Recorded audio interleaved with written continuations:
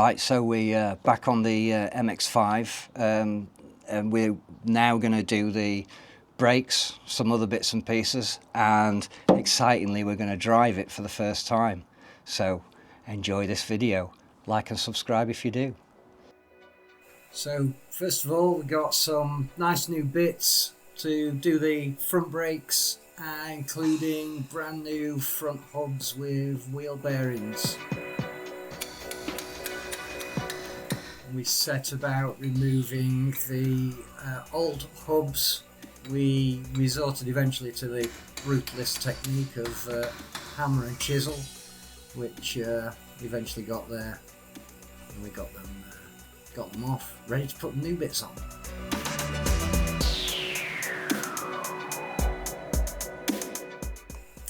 Before getting our new bits on, thought we'd give it a nice clean there in the arch, so it's all nice and fresh looking.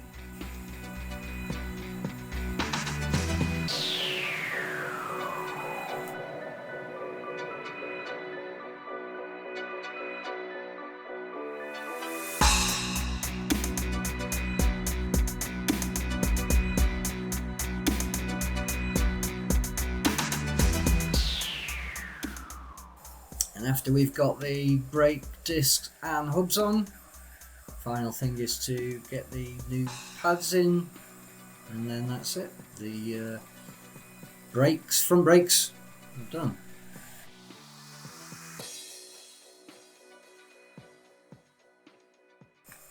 And now over to Paddy for some other stuff. We're coming to the final stages of the MX5 project, and we've got these parts from underneath the car. They're like the braces for the undercarriage, and pretty damn rusty, to be fair.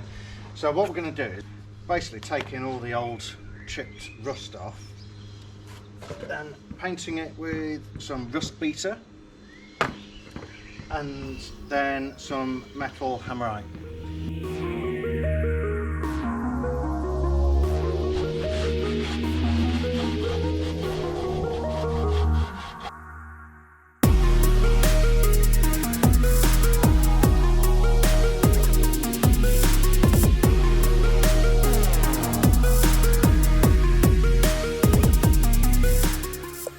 Once we got the hammerite on, you can see that they're nice and clean, protected and ready to get back on the car.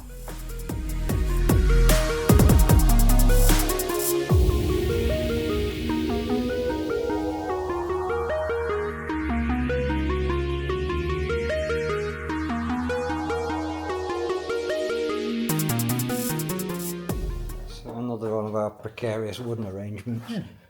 Oh, okay, what's wrong with that? That's how they do it in the factory, I think. Yeah, it is, exactly the same. It's obviously more precision engineering from the professionals as we set about bleeding the brakes.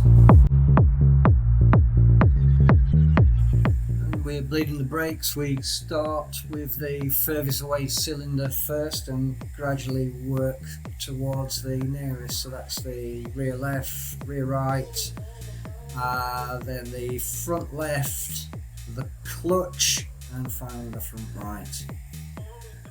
So we've just been self-bleeding with the Mr. Push, but we're not totally sure. Well, we know there were definitely still air in it, so we've gone and done it the old school way, which is why I'm sat in the car pressing the pedal. No, why I'm underneath it. Andy's not complaining at all.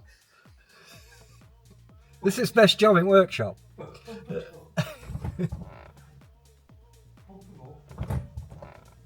Yeah, good. Fit. Wheels on, we're going for a drive.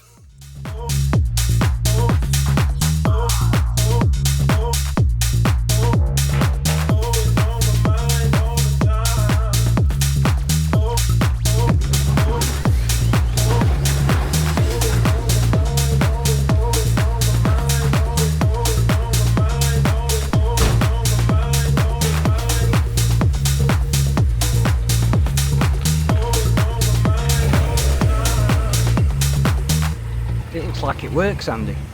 She lives.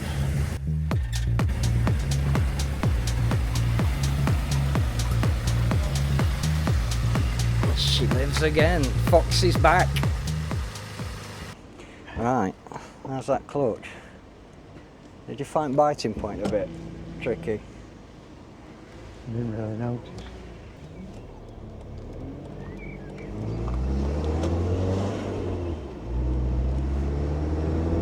Well, that's brill! This is great!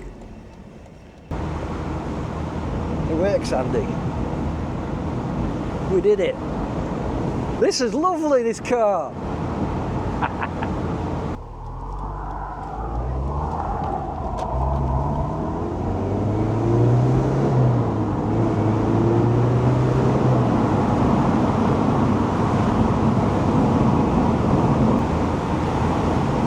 Well, it feels great.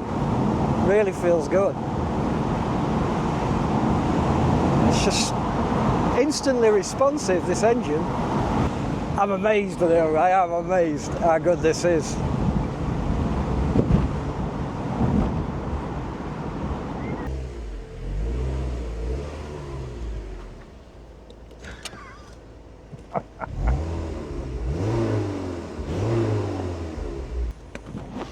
That's just spot on, isn't it? It's just right. It lives. It lives. Be a good for another. You want to have a go? No, I'm alright, thanks. No. You do? You want to No, have a go? No, no, Why no. not? I don't. You alright? Go on, have a go. Oh, yeah.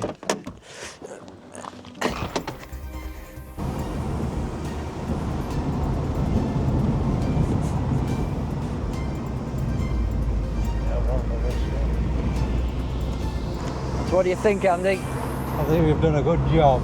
I think we've done a good job. Lovely little car.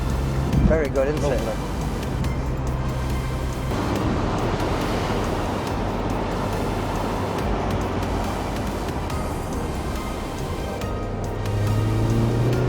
Ho ho ho ho! Limited slim diff on now.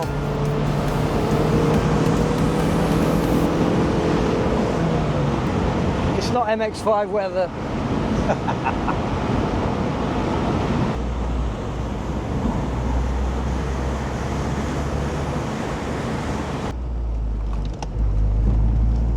Very good. Do you want roof up or? Yeah, go on, let's put roof up.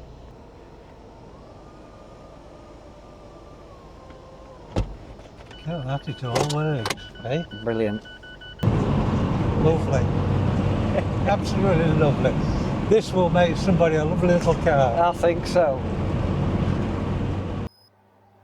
Great, right, well that was fun. We got out and she's alive again. And that's got us all excited for doing the next bits. And what we've just had arrive are these brand new track rod ends. So we're going to go ahead and replace those now. Yeah. 3, 4, 5, 6, 7, 8, 9, 10. So a few different methods people use here to make sure we get the track rod end roughly in the same place as the one was before. Andy likes to count the turns, which is quite soothing. Right. 1, 2. And obviously putting a new one on, we count the same number of turns. Oh, so I'm missing 17 now.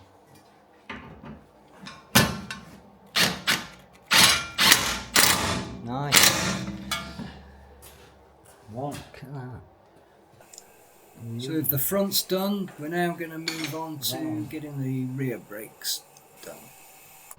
Yeah, we're going to give it a bit of a good clean. A lot of this is just mud. So give it a good clean in here. So what with jet wash or just a I think brush? we'll just brush this so we can leave it here on the lift to do, and we'll just deal with it. Oh, okay.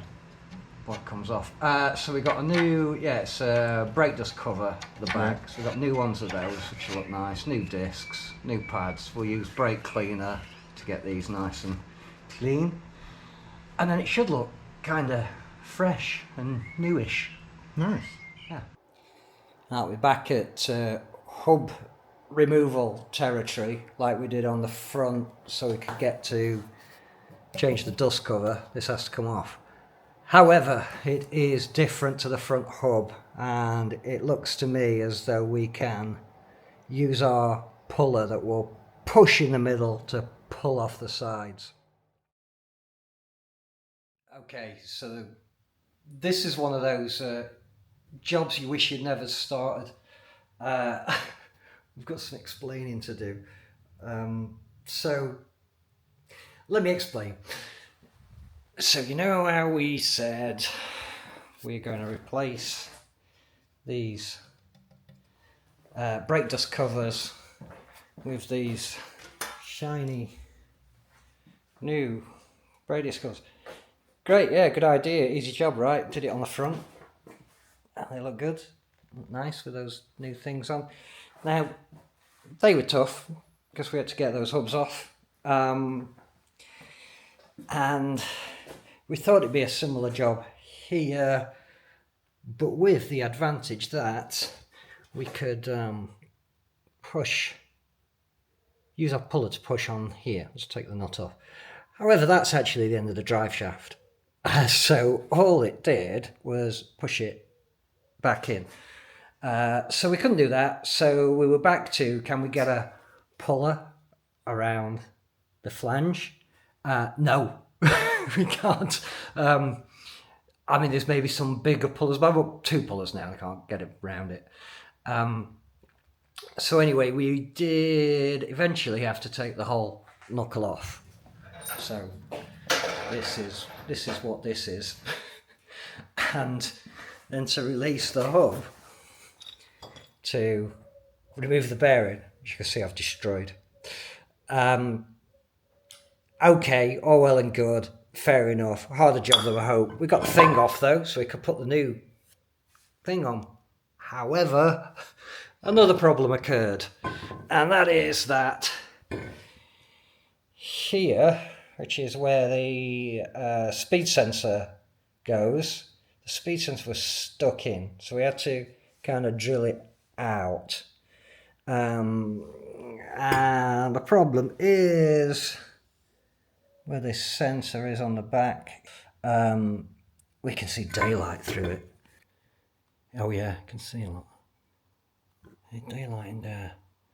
So drilling it out, we've buggered the thing. Now I don't know if that would still work. We could do some hot metal, liquid metal well thing, whatever. So I've actually had to buy another one of these, which has got the bearing in it and a dust cover on it. It's from a 2014. The bearing's good, so we're just going to put that back on. So, let's say, jobs we wish we'd never started, because we didn't actually need to do it. It was literally just for this thing. And now we're not putting them on anyway, because we've elected to not make the same mistake on this side. We're just going to put the brake discs on.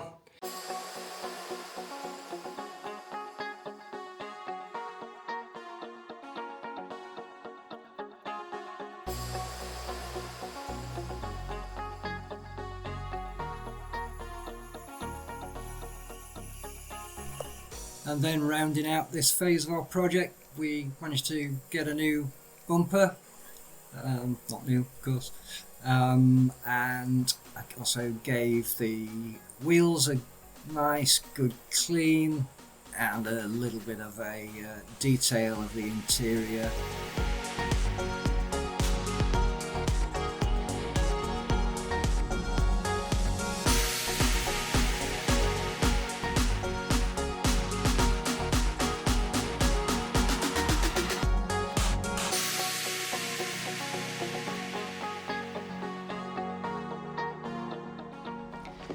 Okay, so that's it. Fox is running again.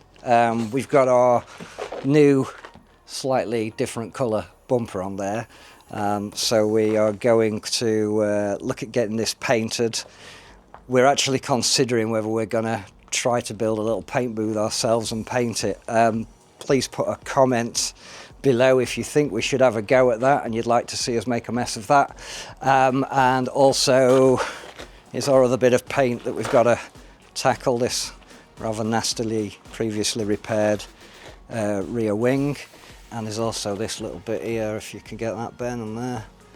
So we're going to try and paint this as well, because apart from that, the paint's all good. Only other things left, we're going to get some new tyres on there, because it's got winter tyres and cheapo tyres on the front, so I'm going to put a semi-decent set of tyres on, and an alignment, because we've had all the bits and pieces off that you've seen in the video. But yeah, that's it for this one, and please like and subscribe. We will get round to doing the last bits on this soon, hopefully.